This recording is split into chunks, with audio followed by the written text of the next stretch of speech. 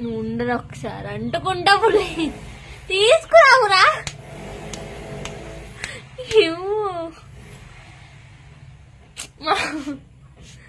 అమ్మా ఏ ఇది వేస్ట్.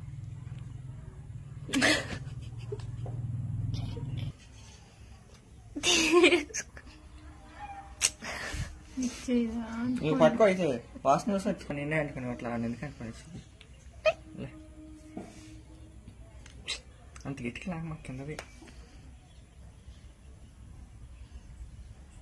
వాసన వస్తుంది మీ దగ్గర. అందుకే వాసన చూసి తీసా అనుకున్నాను. పొడిసింది పొడిసింది అమ్మా